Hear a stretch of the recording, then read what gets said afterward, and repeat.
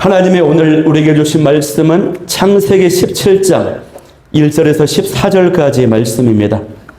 창세기 17장 1절에서 14절까지의 말씀을 한 절씩 교독하도록 하겠습니다. 아브라함이 99세 때에 여호와께서 아브라함에게 나타나서 그에게 이르시되 나는 전능한 하나님이라. 너는 내 앞에서 행하여 완전하라. 내가 내 언약을 나와 너 사이에 두어 너를 크게 번성하게 하리라 하시니 아브라함이 엎드렸더니 하나님이 또 그에게 말씀하여 이르시되 보라 내 언약이 너와 함께 있으니 너는 여러 민족의 아버지가 될지라. 이제 후로는 내 이름을 아브라함이라 하지 아니하고 아브라함이라 하리니 이는 내가 너를 여러 민족의 아버지가 되게 함이니라. 내가 너로 심히 번성하게 하리니 내가 내게서 민족들이 나게 하며 왕들이 내게로부터 나오리라. 내가 내 언약을 나와 너 및 내 대대 후손 사이에 세워서 영원한 언약을 삼고 너와 내 후손의 하나님이 되리라. 내가 너와 내 후손에게 내가 고류하는 이 땅 곧 가나안 온 땅을 주어 영원한 기업이 되게 하고 나는 그들의 하나님이 되리라. 하나님이 또 아브라함에게 이르시되 그런즉 너는 내 언약을 지키고 내 후손도 대대로 지키라. 너희 중 남자는 다 할례를 받으라. 이것이 나와 너희와 너희 후손 사이에 지킬 내 언약이니라. 너희는 포피를 베어라. 이것이 나와 너희 사이의 언약의 표징이니라. 너희의 대대로 모든 남자는 집에서 난 자나 또는 너희 자손이 아니라 이방 사람에게서 돈으로 산 자를 막론하고 난 지 8일 만에 할례를 받을 것이라. 너희 집에서 난 자든지 너희 돈으로 산 자든지 할례를 받아야 하리니 이에 내 언약이 너희 살에 있어 영원한 언약이 되리니와 할례를 받지 아니한 남자 곧 그 포피를 베지 아니한 자는 백성 중에서 끊어지리니 그가 내 언약을 배반하였음이니라. 아멘. 네, 감사합니다. 오랜만에 뵙는 것 같습니다. 네, 엘샤다이의 전능하신 하나님이라는 제목으로 오늘 말씀을 나누도록 하겠습니다. 오늘 말씀은요, 창세기 17장 말씀이에요. 2주 전에 지난 16장에서는 이 아브라함이 하갈을 통해서 이스마엘을 출생한 그 내용을 다루었습니다. 그것이 인간적인 실수였지만 결국 하나님께서 개입하셔서 그 가정이 깨어질 뻔한 그 위기를 이제 벗어나게 하셨죠. 그 이후로 오늘 내용이 시작이 되고 있습니다. 1절 말씀을 보면요, 어떻게 시작하고 있냐면 아브라함이 나이가 99세였다라고 되어 있습니다. 99세 때. 그런데 바로 앞 구절 말씀을 보면은 16장 그 말씀을 보면요, 아브라함이 이스마엘을 낳았을 때의 나이가 86세라고 되어 있어요. 86세. 그러니까 몇 년의 시간이 지난 것입니까? 13년의 시간이 지난 것입니다. 이것은요, 13년 동안 하나님께서 아브라함에게 말씀하지 않으시고 침묵하셨다라고 하는 의미입니다. 왜 그럴까요? 하나님께서 아브라함의 그 인간적 실수를 보시고 하나님의 마음이 속상하신 거예요. 상심하셨기 때문이에요. 아브라함이 약속을 붙잡고 인내했어야 하는데 그러지 못하고 인간적인 방법으로 자녀를 낳으려고 해서 이스마엘이 태어났습니다. 그렇기 때문에 오랫동안 하나님의 속이 상하셔서 침묵하시는 것입니다. 저희 부부도 이제 속상한 일 다투면 말을 안 합니다. 하나님 마음이 더 아프신 이유는 뭐냐면요, 지금 보여주는 그 아브라함의 모습 때문인데요. 지금 이스마엘이 13살이 되었거든요.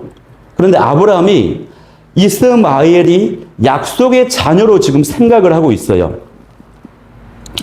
17장 16절을 보면은 어떤 기록이 있냐면, 다음 주에 나눌 것이지만 하나님께서 사라의 몸을 통해서 아들을 낳게 해주시겠다라고 말씀하시거든요. 그런데 아브라함이 엎드려서 그 말씀을 듣습니다. 그러면서요, 웃어요. 아마 피식했겠지요. 어찌 그럴 수 있겠냐라고 하는 것입니다. 믿지 않는 겁니다.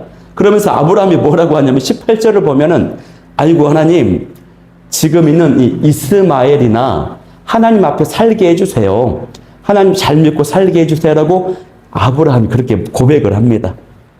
여러분, 자, 이 모습을 통해서 아브라함의 마음 상태가 어떤 상태인지 아시겠죠? 아브라함은 지금 이스마엘이 약속의 자녀로 생각을 하고 있어요.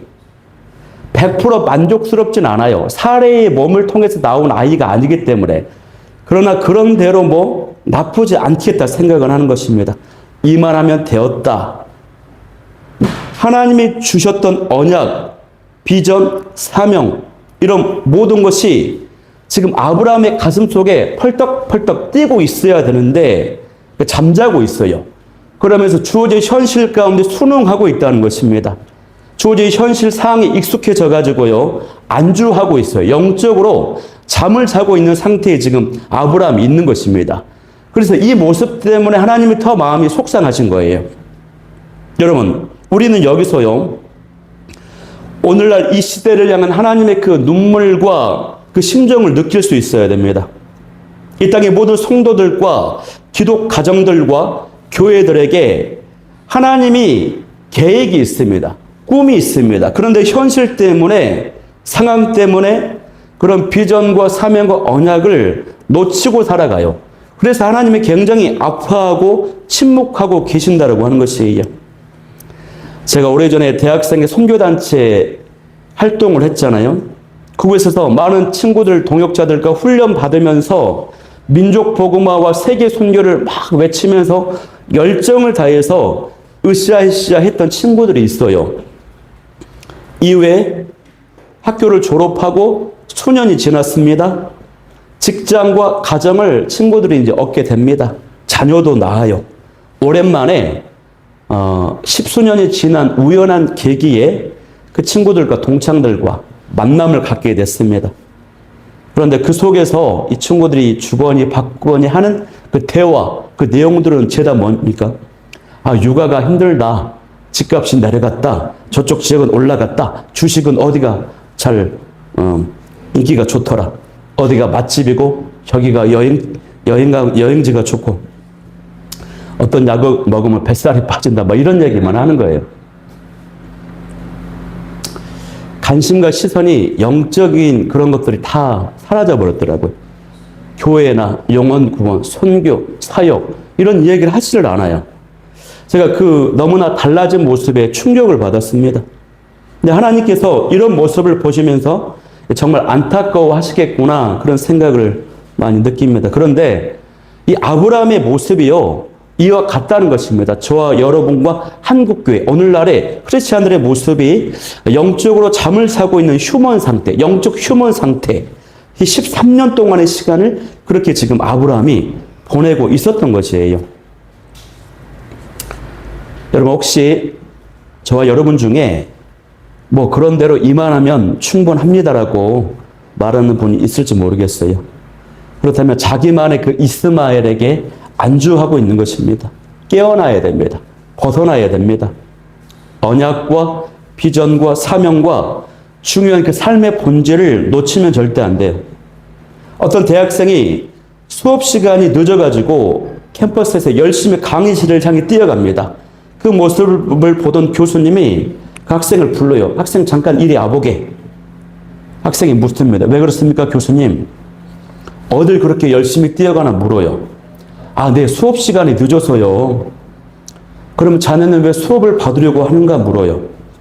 아, 당연히 학점을 잘 받아야지요. 학점 잘 받고 난 다음에 뭐 할 건가? 아, 졸업을 해야지요. 그 다음에는 좋은 직장에 취직을 해야지요. 그 다음에는 결혼도 하고요. 자녀도 낳아야 되지요. 그 다음에는 늙겠죠. 그 다음에는 죽겠죠. 그러면 자네는 죽기 위해서 그렇게 열심히 달려가고 있는 거군. 그렇게 말을 하는 거예요, 여러분. 우리가 만족스럽지는 않더라도 이 먹고 사는데 이 정도로 이제 괜찮다, 나쁘진 않다 하면서 영적으로 안주하면 안 되거든요. 그래서 삶의 본질과 이 목표, 사명을 바르게 세워야 돼요. 그런데 여러분, 이 지점에서 제가 나누기를 원하는 것은 많은 그리스도인들이 자신의 영적인 삶의 목표를 어디에다 주냐면 말씀 생활, 기도 생활, 신앙 생활 잘하고 전도도 열심히 하고 교회 봉사도 잘하고 이러한 것들에 그냥 대부분 목표를 두고 살아요.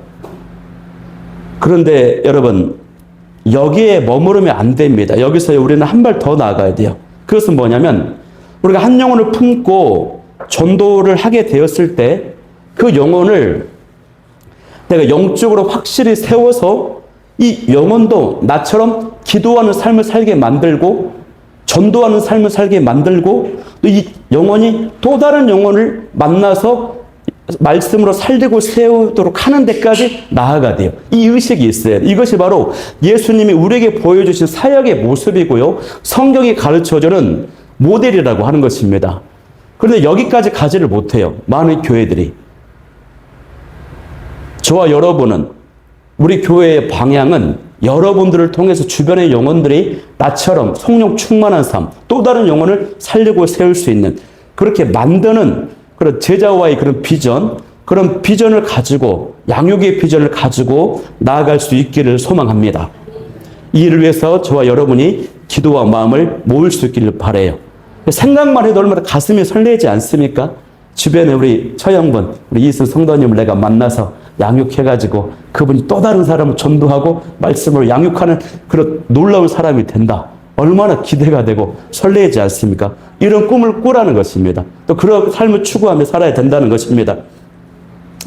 아브라함은요, 지금 영적으로 잠을 자고 있었기 때문에 영적인 각성이 필요했어요. 그래서 하나님이 다시 나타나셔서 말씀을 하시는 것입니다. 자, 제가 1절 상반절 읽고 그 후반부를 같이 한번 합독해 볼게요. 아브라함이 99세 때에 여호와께서 아브라함에게 나타나서 그에게 이르시되 함께 시작. 나는 전능한 하나님이라. 너는 내 앞에서 행하여 완전하라. 아멘. 지금 이 아브라함에게 가장 필요한 것은요, 하나님께서 전능하신 하나님이라고 하는 사실을 믿는 것이 필요해요. 자기 몸에서 날 약속의 자녀라고 하는 그 언약을 아브라함이 지금 믿지 못하고 있기 때문이에요. 그도 그럴 것이 자기도 그렇고 자기 나이가 지금 99세입니다. 아내는요 89세거든요. 이런 상태에서 어떻게 자녀를 낳을 수 있어요? 불가능하지요. 그렇기 때문에 아브라함이 정말 붙잡아야 되는 것은 하나님은 전능하신 하나님이다라고 하는 것을 붙잡아야 되는 것이에요.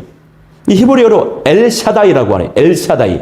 하나님께서 나는 엘샤다이, 전능하신 하나님이라고 하는 것을 가르쳐주고 있어요. 아브라함에게. 여러분, 저와 여러분도 하나님은 전능하신 하나님이라고 하는 사실을 붙잡을 수 있기를 소망합니다. 이 사실 앞에서, 하나님의 전능하신 하나님이라고 하는 그 사실 앞에서 우리의 잠자고 있는 그 영성이 깨어나고 포기하고 잊어버렸던, 낙심하고 놓치고 있었던 우리 비전과 꿈과 약속, 계획, 그러한 것들이 다시 깨어나고 살아날 수 있기를 소망합니다. 그래서 그 사실이요, 저와 여러분의 가슴에 펄떡펄떡 살아 숨쉬었으면 좋겠어요. 그런데 여기서 말하는 이 전능하신 하나님은 단순히 놀라운 능력, 응답, 기적, 물리적 힘, 이걸 일으킬 수 있는 하나님도 되시지만 그것만을 의미하지 않고 어디에 초점이 있냐면요, 전 인격적으로 우리의 삶에 개입하시는 하나님을 뜻합니다. 하나님께서 나의 삶에 개입하시고 책임지시고 인도하시기 때문에 나에게 부족함이 없는 것입니다. 그래서 나에게 전능하신 하나님이 되신다고 하는 의미가 조금 더 강해요. 여러분, 우리가 부족함을 느낄 때가 언제입니까? 내가 부족함을 느낄 때를 보면은 믿음도 없고 지식도 없을 때, 경험도 없고 실력도 없을 때 내가 너무 자꾸 부족하다고 하는 것을 많이 느끼거든요. 근데 하나님이 가르치시고 성장시키시고 채우시고 책임지신다라고 하는 것입니다. 많은 이제 목사님들이나 선교사님들이 고민 중에 하나가 뭐냐면 자녀 문제예요. 자녀 문제. 그런데 수십 년 지나서 돌이켜 보면은 자신들도 모르게 한결같이 고백하는 것이 하나님께서 이 자녀들을 책임져 주시고 돌보아 주셨다, 이런 말씀들을 굉장히 많이 하셔요. 아브라함의 인생을 보면은 갈대아 우르에서부터 부름받은 아브라함의 믿음이 점점 성장해 가고 있어요. 부족한 것들을 하나님이 채워주셨어요. 여러분, 저와 여러분의 성장이요, 사실은 조금씩 진행이 되고 있기 때문에 우리가 잘 못 느끼거든요. 그러나 시간을 돌이켜 보면은 하나님이 많은 은혜와 성장과 가르침을 주셨다라고 하는 것을 알게 됩니다. 제가 이제 부교육자 생활을 할 때예요. 교육 전도사들이 막 있잖아요. 사역자 회의도 하고 막 있어요. 그러면 교육 전도사들이 가끔씩 어떤 질문을 합니다. 어떤 갈등을 나눠요. 고민을 나눠요. 그러면 제가 볼 때는 그걸 딱 들어보면은 굉장히 내가 볼 때는 조금 수준이 낮고 저것도 모르나 이런 생각을 하고 있어요. 그러면서 내가 느끼는 것이 나도 저만 할 때 저랬지. 나도 저만 할 때 저 기초적인 걸 몰랐지. 그러고 보면 내가 굉장히 많이 성장했구나. 달라졌구나. 이것을 내가 느끼게 된다라고 하는 것입니다. 그러니까요, 저와 여러분 안에 여러분을 잘 모르시겠지만 여러분 안에 하나님이 주셨던 영적인 자양분들이 지금 여러분 안에 많이 녹아져 쌓여 있다라고 하는 것이에요. 그것이 지금 증명하고 나타낼 기회가 없어서 그렇지 여러분 안에 많이 있어요. 여러분이 사역의 대상이 생기고 사역의 현장이 생겨보세요. 그러면요, 막 하나님에 대해서 가르쳐주고 기도의 방법에 대해서 가르쳐주고 전도는 이렇게 하는 것이고 낙심되었을 때는 이렇게 극복하라고 여러분이 막 술술 나올 것입니다. 그러면서 놀라는 거죠. 내가 이렇게 영혼에 유익을 끼치고 영혼을 살리고 세우고 내가 이런 강력한 것을 가지고 있구나 라고 느끼게 되는 것이에요. 그러면서 너무나도 큰 보람을 느끼고 기쁨을 느끼게 되는 것입니다. 그러면 영적인 그런 은혜와 유익들을 여러분 안에 쌓여 있는 것들을 흘러보낼 수 있는 저와 여러분이 될 수 있기를 바랍니다. 네. 아멘.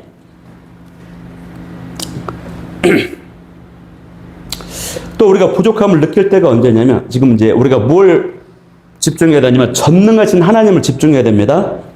우리가 또 어떨 때 부족함을 느끼냐면요, 고난과 문제 사항을 만났을 때 문제를 해결할 힘이 없어요. 극복할 힘이 없어요.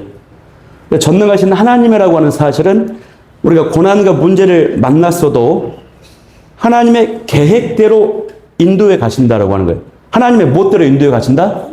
하나님의 계획대로. 고난과 문제를 해결해 주시는 것이 아니에요. 없애 주시는 것이 아니라 그 고난과 문제 상황 속에서도 나오는 그 결과값이 하나님의 계획대로 인도함 받도록 하신다라고 하는 것이에요. 그런 의미에서 하나님이 전능하신 하나님이 되시는 것이에요. 제가 15년 전에 사역을 하다가 사역이 나랑 안 맞는 것 같아요. 사역자들은 막 사람한테 잘해야 되거든요. 뭐 부침성도 있고 막 이렇게 살갑게 대해야 되고, 근데 제가 그게 부족해요. 관계심이 약해요. 사역이 나랑 안 맞는 것 같아요. 근데 제가 강점으로 제가 생각했던 게 뭐냐면 육체적인 힘이었어요. 힘이 좀 셌거든요. 저희 집안이 큰아버지가 장사 집안이었어요. 제 큰아버지가 논두렁에서 황소가 따그닥따그닥 쳐들어오는데 이렇게 달려들 때 뿔을 잡고 코너길에서 틀어가지고 황소를 잡아들인 그 정도의 힘 장사 집안이에요. 우리 큰아버지가. 우리 아버지도 소시적에는 80kg 두가마니를 한쪽에 왼쪽에 들고 오른쪽에 두가마니를 번쩍 들고 움직이는 그런 분이 힘이 좋으셨어요. 그래가지고 내가 이제 육체에 힘이 있으니까 사역을 너무 힘들다. 육체에 힘쓰는 일을 하면 되지.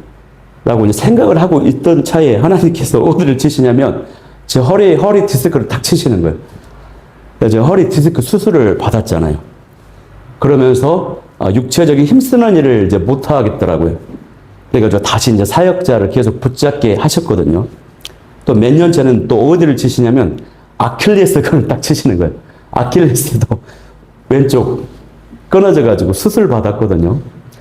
그러니까 남자의 힘의 상징인데 허리잖아요. 허리도 치시고 발목도 치시고 육체적인 힘으로 살지 못하게 만드는 거예요. 그렇게 해가지고 하나님께서 나를 향한 하나님의 계획을 인도해 가시는 것입니다, 여러분.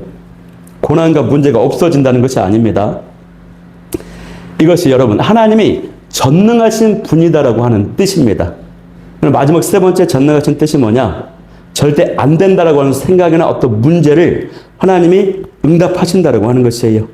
여러분, 성경을 보면은 이 성경을 보면은 하나님의 능력과 권능이 수도 없이 나타나고 기록되어 있잖아요. 우리는 그것을 믿고 있잖아요.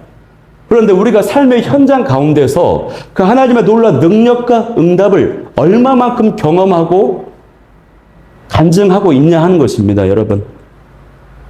바라옵기는 이 하나님의 능력과 권능이 우리 삶의 영역 가운데 수도 없이 나타나고 경험될 수 있기를 바랍니다. 자, 그럼 어떻게 이 전능하신 하나님을 경험할 수 있을까요? 그 비결이 다음 말씀에서 나오는데, 이어서 하나님이 말씀하시기를 2절에서 이렇게 말합니다. 1절에서 이렇게 말하죠. 너는 내 앞에서 행하여 완전하라, 이렇게 말씀하세요. 하나님 앞에 선다라고 하는 것은 하나님의 임재 앞에 선다는 것입니다. 또 하나님과 친밀한 교제를 한다는 것입니다. 그렇게 되면 완전해질 수 있다는 뜻이에요. 물론 이 완전함은요, 율법적인 완전함이 아닙니다. 도덕적인 완전함이 아닙니다. 이 완전함은 하나님 앞에서 나의 삶이 흠이 없고 티 없이 거룩하게 구별되어서 드려지듯이 그러한 거룩한 구별된 삶을 말하는 것이거든요. 그러니까 하나님의 임재 앞에 있고 하나님과 교제하고 있고 하나님께 드려진다라고 하는 것, 하나님 앞에 완전하게 된다라고 하는 것은 쉽게 말하면 이 모습을 한마디로 묘사하면 어떤 거냐면 이 자녀들이 부모의 깊숙한 품에 안겨 있는 모습, 이것을 가리키는 것입니다. 내가 하나님의 깊은 품에 안겨져 있는 모습과 같은 것이에요. 우리가 누가복음 15장 말씀을 보면은 돌아온 탕자 이야기가 나오거든요. 이 탕자가 외국에서 허랑방탕하게 받은 유산을 다 써버렸어요. 아주 불효막심한 놈이에요. 허물 많고 연약한 많은 이 탕자가 아버지께 돌아와서 아버지의 품에 깊이 안겼거든요. 그 상태를 누가복음 성경은 뭐라고 표현하냐면 완전한 상태가 되었다. 이 아들이 온전한 상태가 되었다라고 말을 합니다, 여러분.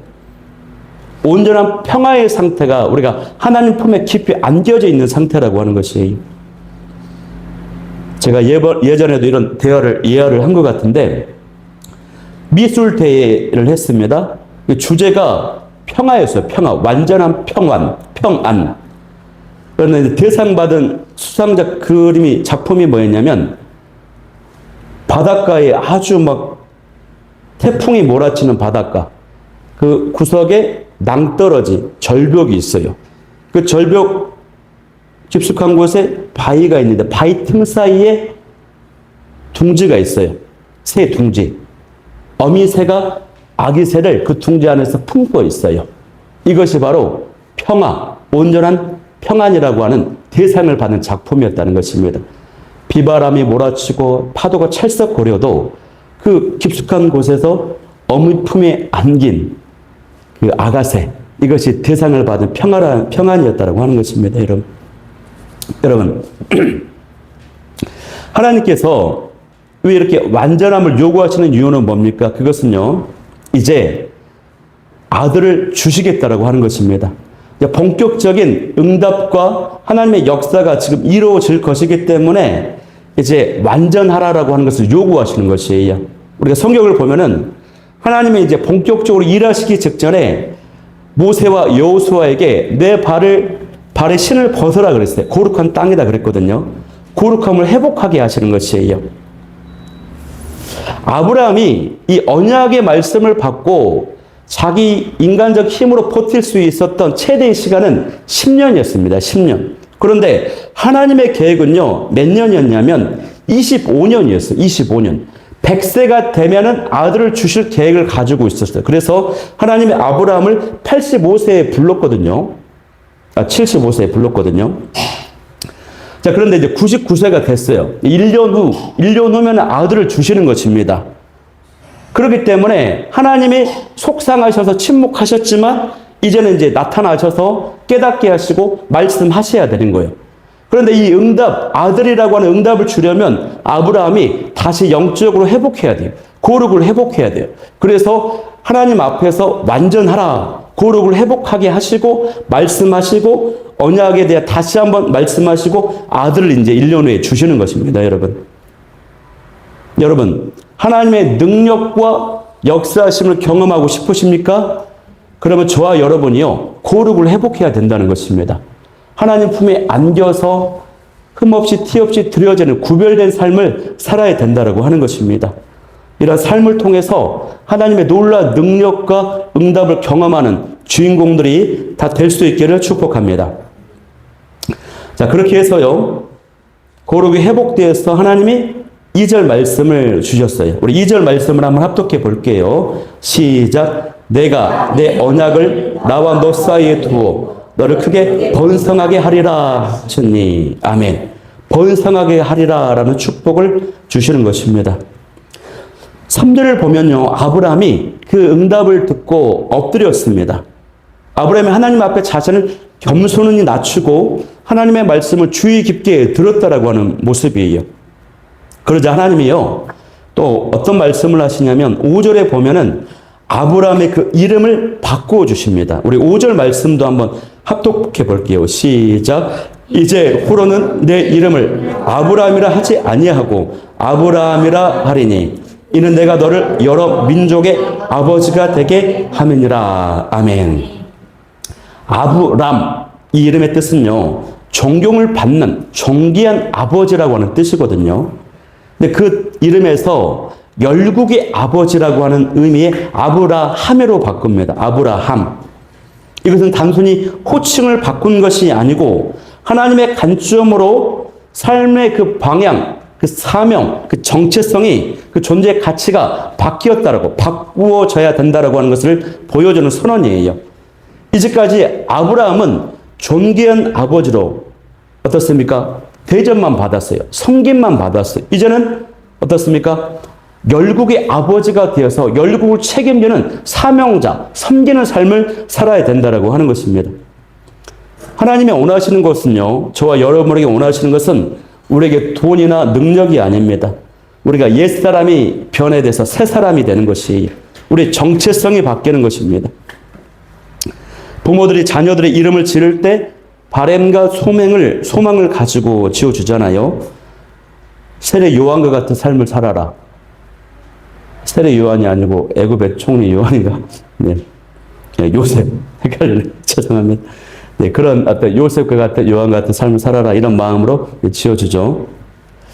우리 왕년에 어머니들 이름 보면은 자자로 끝나는 게 많더라고요. 영자, 숙자, 말자 뭐 이래요.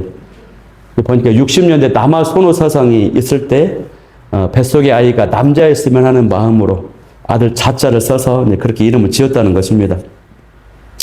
이 이름이 마음에 들지 않으니까 이제 개명을 합니다. 제 장모님도 이름이 이제 원래 박삼자인데 거기에서 이제 박지희로 이제 부르기로 했어요, 우리가. 얼마나 예쁩니까? 이름을 바꾸면서 자연스레 정체성과 사명이 이제 새롭게 되는 것입니다, 여러분. 그렇게 해서 이제 아브라함이 이제 삶이 바뀌는 것입니다. 덥지 않으십니까, 집사님? 괜찮으세요? 안 더우세요? 안 더우세요? 아, 괜찮으세요? 네. 에어컨 좀 켜도 되는데. 응.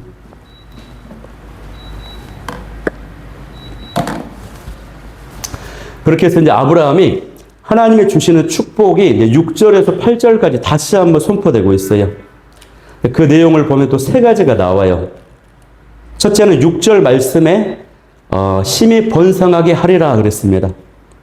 내게서 많은 민족이 나오고 왕들이 나온다라고 하는 것입니다. 그러니까 하나님께서 계속해서 무엇을 말씀하세요? 너를 향한 계획과 언약을 계속해서 반복해서 아브라함에게 들려주는 것입니다.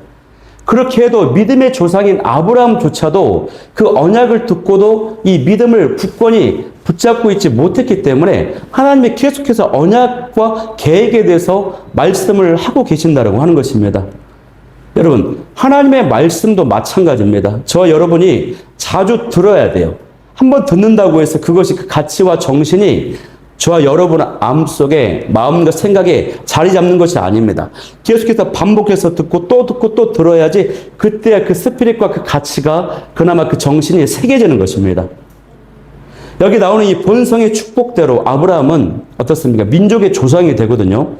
이스마엘을 통한 민족의 조상이 되고 또 이삭을 통한 유대인의 민족의 조상이 되고요. 또 창세기 25장을 보면은 사라가 죽은 다음에 새 아내를 얻습니다. 구두라라고 하는 아내를 얻는데, 그런데 그때는요, 아브라함이 이 구두라가 자녀를 막 퐁퐁퐁퐁 낳아요. 6명이나 낳습니다.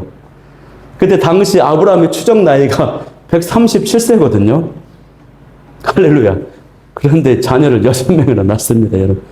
하나님이 정말 전능하신 하나님이십니다. 우리도 할 수 있습니다. 네, 두 번째 축복은 뭐냐면 7절을 보면은 이 언약과 축복이 자손 대대로 물려진다는 것입니다. 아브라함에게만 해당되는 언약이 아니고 이 언약과 축복이 자녀들에게도 그대로 흘러가고 계승되고 유효하게 된다는 것이에요. 그리고 이 언약의 핵심은 뭐냐면 약속의 씨입니다. 약속의 씨. 구원자 예수 그리스도. 예수님을 믿는 자는 그 누구라도 하나님의 백성이 될 수 있다는 것입니다. 이 언약이 영원한 언약이에요. 자자손손 후손 대대로 주어지는 그들에게도 동일하게 효력을 발생하는 언약이라는 것입니다. 이 영원한 언약에 따라서 저와 여러분이 예수님을 믿음으로 해서 어떻습니까? 아브라함의 영적 자손이 되었던 것입니다. 세 번째는 8절의 내용인데 8절의 내용을 보면은 가나안 땅을 영원한 기업으로 주시겠다라고 하는 것이에요. 그리고 이 가나안 땅이라고 하는 것은요, 궁극적으로 보면은 새 하늘과 새 땅을 가리키는 천국을 가리켜요. 천국이 새 가나안 땅입니다. 우리 교회 이름이 뭐다? 새 가나안 교회. 천국을 영원한 기업으로 받는 것도 예수 그리스도를 통해서 이루어지는 것이라고 하는 것입니다. 자, 여기까지요. 하나님이 영적으로 잠자고 있는 아브라함에게 많은 것들을 지금 말씀하고 계셨어요. 무엇을 말씀하셔서 첫 번째, 거룩하라 말씀하셨고, 이름을 바꾸면서 새 사람이 되어라 말씀하셨고, 또 많은 민족의 번성에서 구원을 받고 영원한 땅인 천국이라고 하는 영원한 기업을 받게 된다라고 하는 것을 하나님께서 아브라함에게 계속 말씀해 주셨어요. 이 목적은 뭐였습니까? 아브라함을 영적으로 잠자고 있으니까 깨우치기 위해서, 영적인 각성을 하기 위해서 하나님이 지금 말씀하셨거든요.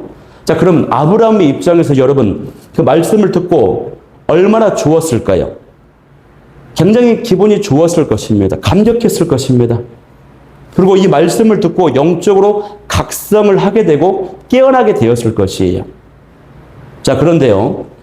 자, 이 방금 언급한 이 모든 일은요, 누구를 통해서 이루어지냐면 예수 그리스도를 통해서 이루어지는 것이거든요. 예수 그리스도를 통해서 이루어졌고 또 진행이 되는 거거든요. 다시 말하면 저와 여러분이 이미 4,000년 전에 아브라함에게 하셨던 하나님의 약속과 말씀의 그 은혜와 그 모든 것들을 저와 여러분이 이 시간 이미 예수님을 통해서 응답받고 누리고 있다라고 하는 것입니다. 우리는 아브라함을 비롯한 성경의 많은 인물들의 그 모습을 보면서 부러워하잖아요. 그 위대한 믿음의 모습, 어떤 성취와 기적의 경험한 것들, 그 주인공들이 되는 것을. 그런데 사실 아브라함과 믿음의 인물들은요, 약속이 이미 성취된 이 시대를 살아가는 성도의 모습을 부러워하고 있다는 것입니다. 그분들이 우리를 사실 굉장히 부러워하고 있어요. 왜 그렇습니까?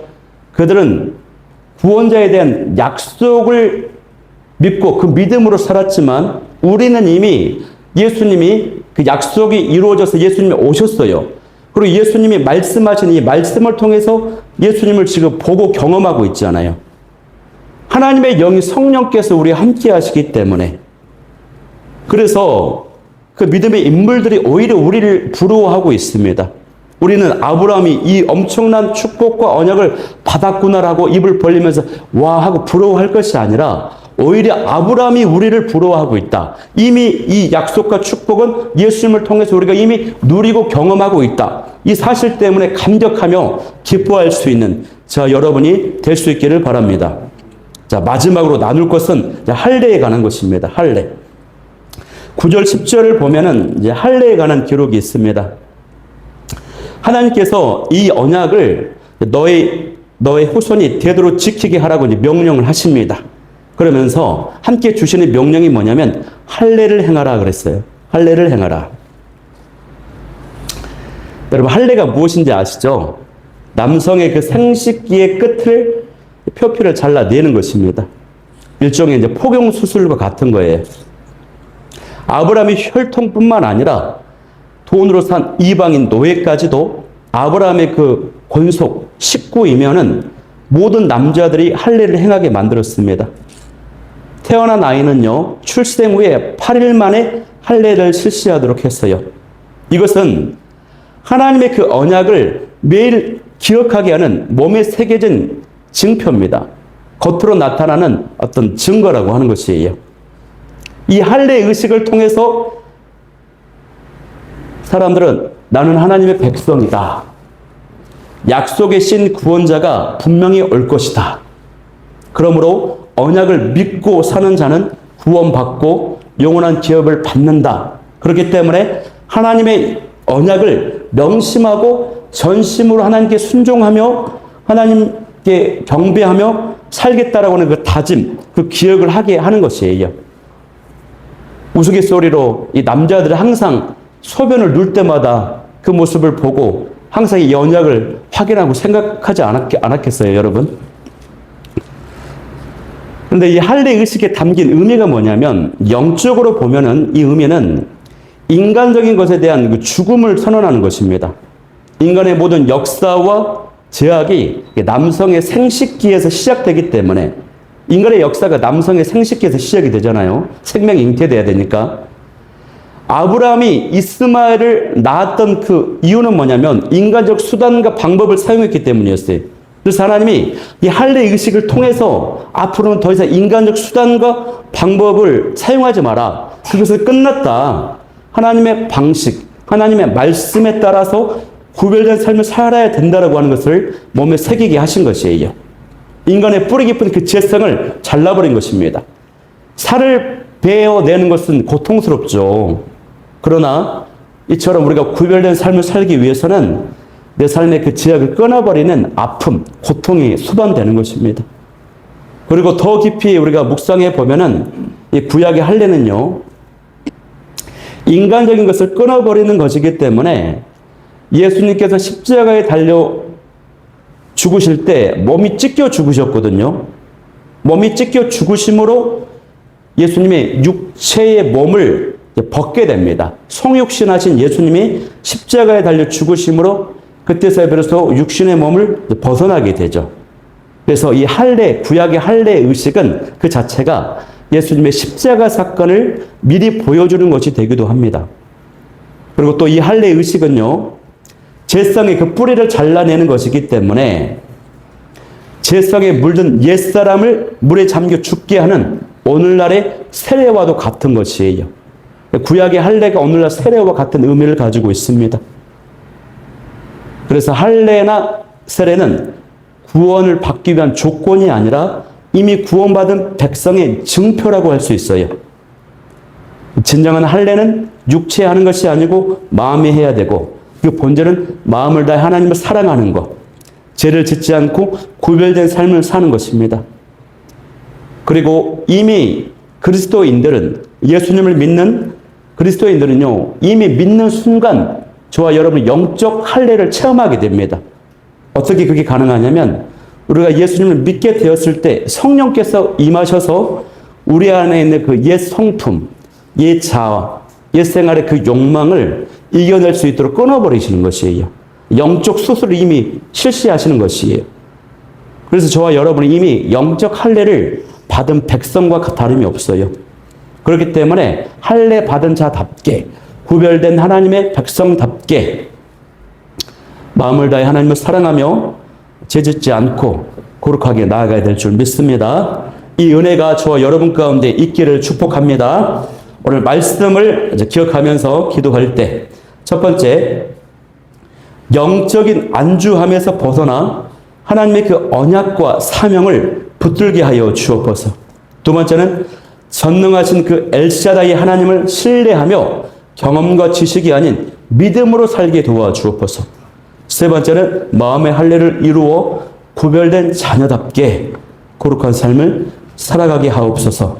이 기도 제목 가지고 찬양하며 나아가도록 하겠습니다. 우리 찬양할 때 이제 내가 살아도 주 위에 살고 찬양하며 나아가겠습니다.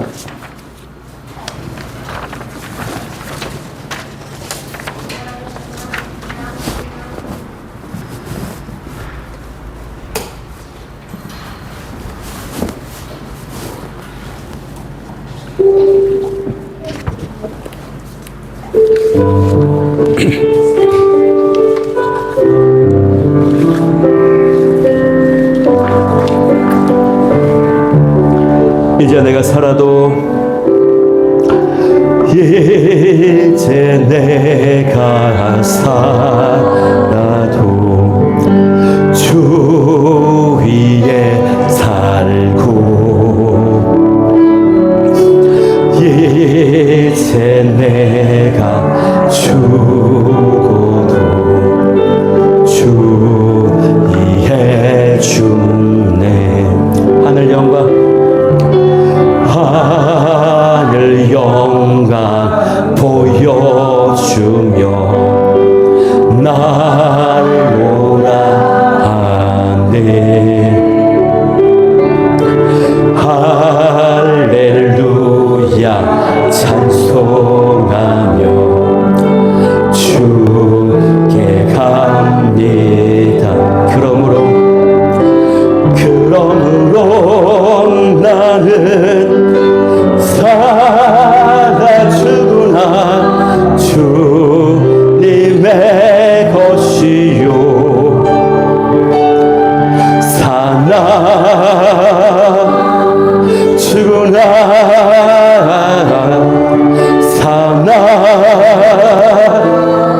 살아주구나 날 위해 피 흘리신 내 주님의 것이요 이제 내가 떠나도 저 천국 가고 이제 내가 있어도 주 위에 있네. 우리 예수 찬송하며 나는 가겠네. 천군 천사 나팔 불며 마주 나오네. 그러므로 나는 살아주구나 주님의 것이요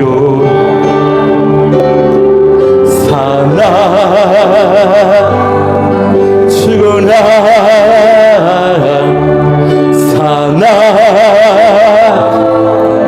살아주구나 날 위해 피 흘리신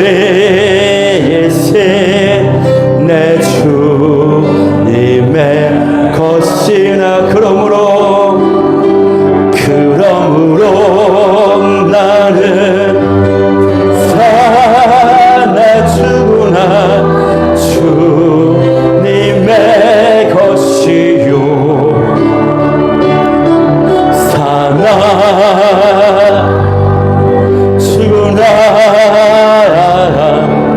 살아주구나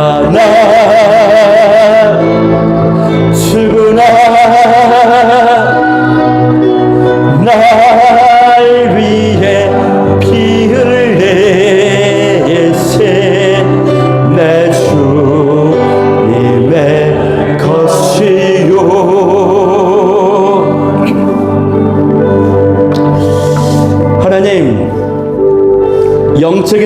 안주함에서 벗어나게 하시고 하나님의 언약과 비전과 사명을 붙들게 하여 주옵소서.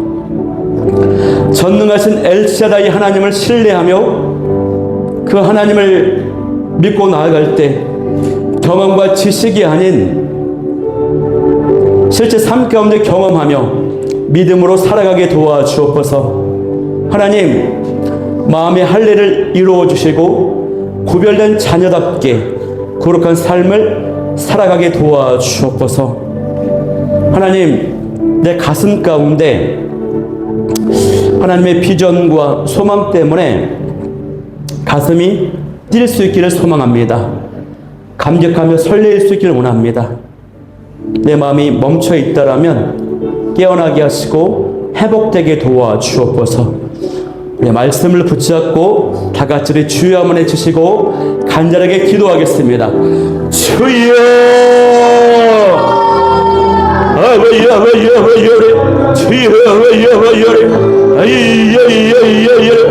아버지 하나님 영적인 안주함에서 벗어나게 도와주옵소서. 아버지 하나님의 언약과 사명을 붙들게 도와주옵소서. 아버지 하나님을 전능하신 하나님이신데 내 삶의 현장 가운데 아버지 하나님 놀라운 능력과 응답이 나타나지 않습니다. 아버지 거룩하게 도와주시고 회복되게 도와주시고 내 삶이 변화되게 도와주옵소서. 하나님의 아버지 그 비전과 그 소망이 하나님 아버지 다시 한번 회복되게 도와주옵소서.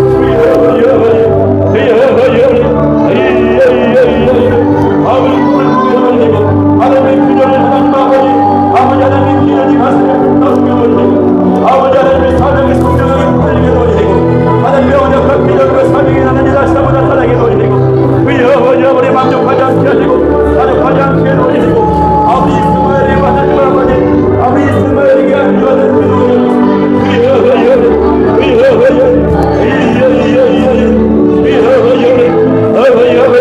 아버지 안주하는 채로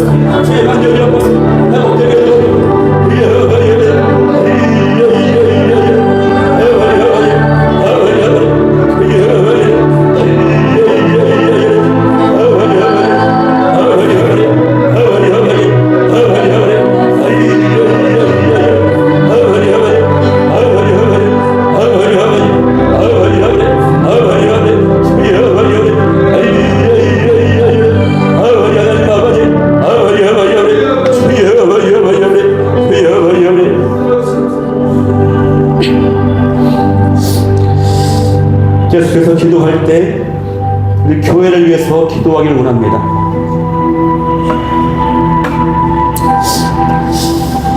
하나님, 우리 교회가 하나님의 분명한 계획을 잘 발견하고 하나님의 뜻에 따라 인도함 받는 그런 교회가 되게 하여 주옵소서. 이 지역 가운데 영혼을 살리고 세울 수 있는 그런 교회가 되게 하시고 하나님의 눈물을 닦아드리며 하나님의 마음을 시원케 해드리는 주님의 소망과 그 갈망을 이루어드릴 수 있는 그런 교회가 되게 하여 주옵소서. 하나님, 간절히 바라옵기는 단순히 열심히 예배드리고 열심히 기도하고 단순히 교회를 봉사하고 열심히 전도하는 그런 삶이 아니라 내가 그 어떤 누군가를 영적으로 양육하여서 그 사람이 나처럼 기도하게 살게 하고 나처럼 전도하게 살게 하고 나처럼 예배하며 봉사하며 살게 만들고 그 영혼이 또 다른 누군가를 그렇게 또 말씀으로 양육하고 세울 수 있게 하는 그 비전을 품게 하여 주옵소서. 하나님, 나도 평신도 사역자입니다. 나도 말씀으로 영혼을 살리고 세우는 목회자입니다. 그 비전 가지고 나아갈 수 있는 그런 교회와 그런 성도가 되게 하여 주옵소서. 하나님, 이제 6월이 지나가면 우리 교회가 첫 예배를 드리고 난 이후 1년이 지나가는 시점입니다. 그동안 선하게 인도하여 주셔서 너무나도 감사드립니다. 그러나 주님, 하나님의 갈망과 비전을 이루어드리길 원합니다. 더 많은 영혼들을 붙여주시고 견고한 예배 공동체, 말씀 공동체, 기도 공동체가 되게 하여 주옵소서. 축복하여 주시고 은혜 베풀어 주옵소서. 이 기도 좀 가지고 교회를 위해서 주여 한번 외치시고 간절하게 기도하겠습니다. 주여 아버지 아버지 아버지 주여 아버지 아버지 아버지를 손에 왕국한 것이여 공할 뿐도 아버지 놀랍게 사용해 주시고 하나님의 갈망과 기도를 이루어드리게 도와주시고 하나님의 눈물을 닦아드리는 그런 교회가 되기를 원합니다. 하나님 아버지 아버지 하나님의 계획이 무엇인지 발견하게 도와주시고 하나님의 뜻하신 계획 가운데 하나님의 뜻하신 계획 가운데 그 인도함 받는 그런 교회가 되게 도와주셔서 하나님 아버지 마음을 성취해드리는 교회요 아버지 눈물을 닦아드리는 교회요 하나님의 꿈을 이루어드리는 그런 교회가 되게 도와주셔서 단순히 하나님 아버지 예배 잘 드리고 교회 열심히 봉사하고 열심히 전도하는 그런 삶이 아닌 아버지 나를 통해서 누군가가 나처럼 기도하게 만들고 전도하게 만들고 예배드리게 만들고 또 다른 누군가를 말씀으로 약속하며 세울 수 있는 그런 비전의 꿈을 꾸게 도와주옵소서. 그런 비전의 꿈을 꾸고 나아가게 도와주옵소서. 아버지 우리 교회를 향한 계획이 있을 것인데 우리 교회를 향한 뜻이 있을 것인데 주여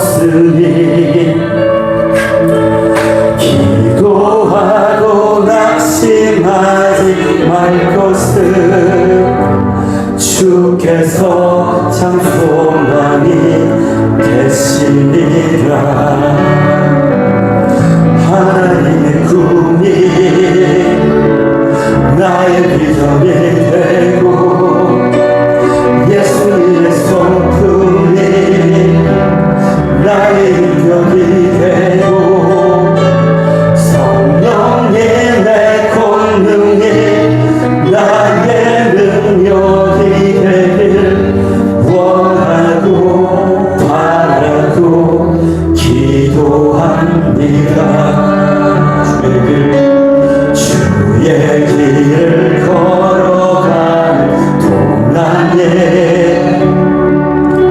세상에 곧 의지할 수 없으니 감사하고 낙심하지 말 것은 주께서 참 기쁨이 되시리라. 하나님의 꿈이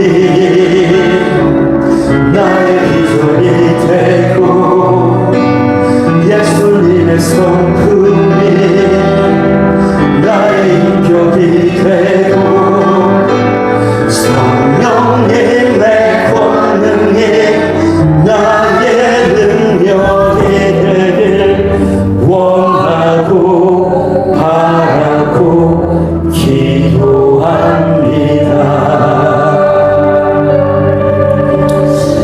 이 시간 개인과 가정을 위한 기도 제목 가지고 마지막 합심으로 기도하기를 원합니다. 하나님, 나의 삶과 우리 가정이 전능하신 엘샤다이 하나님을 매 순간 경험하게 하여 주옵소서.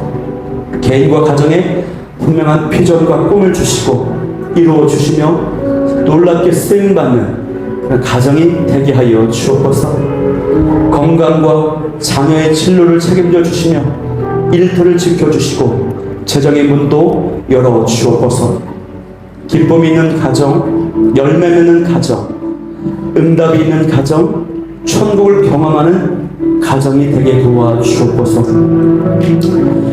그리고 어떤 문제와 고난 앞에, 어떤 아픈 사건 앞에 있는 분이 있다라면 하나님은 나를 사랑하신다, 예수님은 나를 사랑하신다라고 하는 그 사실을 깊이 묵상하며 집중하며 나아가길 원합니다. 그 한 가지 사실만 붙잡아도 그 어떤 어려움도 이겨낼 수 있습니다. 하나님이 나를 사랑하십니다.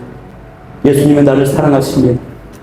그 사실을 붙잡고 내가 고민하고 있는 것, 내가 힘겨워하고 있는 문제 극복할 수 있게 도와 주옵소서. 이 기도 제목 가지고 주여 안에 주시고 간절하게 기도하겠습니다. 주여, 아버지, 하나님 아버지, 우리 나의 삶이, 우리 가정이 전능하신 하나님을 경험하는 우리 삶이 되길 원합니다. 하나님 엘시다이 하나님, 전능하신 하나님, 그 하나님을 맺으며 경험하는 나의 삶과 우리 자녀들과 가정이 되기를 원하옵소서. 아버지, 우리 개인과 가정 가운데 분명한 비전과 꿈을 허락하여 주시고 이루어지시며 쓰임받는 가정이 되기를 원하옵소서. 하나님 건강과 자녀들의 진로를 책임져 주시며 선하게 인도해 주시고 일터를 지켜주시고 재정의 문도 활짝 열어주옵소서. 아버지 기쁨이 있게 도와주시고 열매가 있게 도와주시고 응답이 있게 도와주시고 천국을 경험하는 우리 모든 삶의 영역이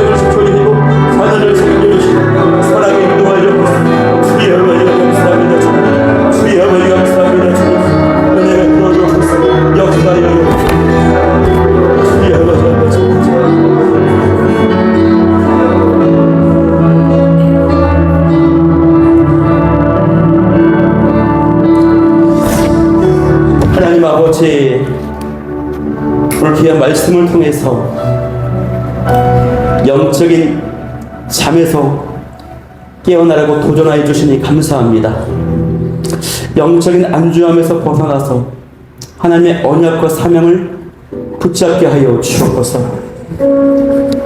전능하신 엘샤다이 하나님, 그 하나님의 놀라운 능력과 응답을 매 순간 경험하는 나의 삶과 우리 가정과 자녀들과 삶의 모든 영역이 되게 하여 주옵소서. 하나님, 이제 하나님의 백성으로 나를 삼아 주셨사오니 거룩하게 구별된 삶을 살아가게 도와주옵소서. 우리 교회를 놀랍게 사용하여 주시고 하나님의 갈망과 비전을 이루어드리는 그런 교회가 되게 응답하여 주옵소서. 감사합니다. 주님, 오늘 올려드린 모든 기도와 간구 가운데 하나도 빠짐없이 응답하여 주옵소서. 이제는 우리 구주 예수 그리스도의 은혜와 하나님의 무한하신 사랑하심과 성령님의 교통하시고 감동하시고 충만케 하시고 위로하시는 은혜가 오늘 말씀을 받고 영적인 잠에서 깨어나 하나님이 주신 비전과 사명 앞에 다시 한번 내 가슴이 펄떡대고 감격하며 살아나기로 결단하고 고백하는 사랑하는 성도 위에, 우리 화성새 가난교회 위에, 이 지역과 민족과 나라 가운데 이제로부터 영원토록 항상 함께 있을지어다.